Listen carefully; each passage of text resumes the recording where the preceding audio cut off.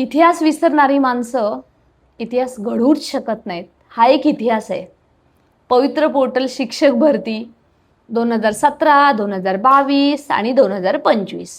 इतिहास आपल्या समोर आहे आणि त्याचे तुम्ही सर्वजण साक्षीदार आहात.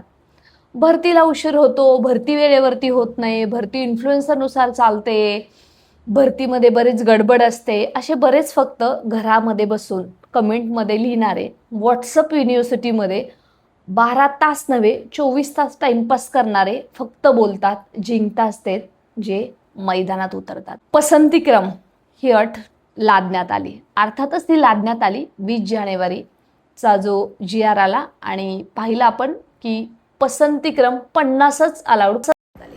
काय पाहताय, व्हिडिओ काय पाहताय, चला उठा बघा नक्की चाललंय काय. जर 50 पसंतीक्रममध्ये एखादा उमेदवार 1 ते 5 साठी पात्र आहे, 6 ते 8 साठी पात्र आहे, 9 ते 10 साठी इव्हन अध्यापक विद्यालयापर्यंत पात्र आहे, तर त्याचे 50 प्रेफरन्स द्यायचे म्हटलं तर त्याच्या जिल्ह्यातले सुद्धा त्याला देऊन होत नाहीत आणि मग तो उमेदवार लागेलच कसा. बरं 50 पसंतीक्रम द्या ही मागणी ऑलरेडी आंदोलनातूनच करण्यात आली. ते झाल्यावरती ती मागणी मान्य झाली, धन्यवाद लेटर सुद्धा देण्यात आलं. एवढं सगळं हे झालं कारण आपण फक्त घरामधून फक्त मेसेज खेळत बसलो, बाकी आपल्याला काही जास्त पडलेलं नाही. त्याच्यानंतर पसंतीक्रमचा जेव्हा GR आला त्यानंतर आम्हाला हे सगळं पाठीमागचं काळं कळलं.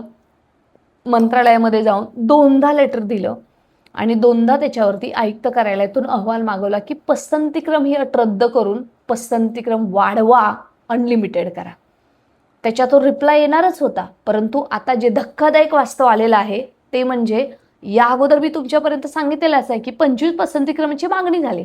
तेव्हा सुद्धा आम्ही सांगितलं होतं सर 25 पसंतीक्रम कसेच जस्टिस देऊ शकत नाहीत किंवा त्या उमेदवाराला न्याय मिळेल, त्यामुळे तुम्ही 25कडे जाऊ नका. प्रत्येक उमेदवाराला 100 तरी प्रेफरन्स आले पाहिजेत प्रत्येक गटासाठी.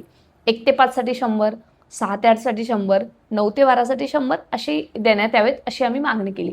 त्याच्यावरती सकारात्मक कार्यवाही होत असतानाच आयुक्त कार्यालयामध्ये अशा लोकांनी जाऊन मागणी केली की फक्त 15च प्रेफरन्स द्या.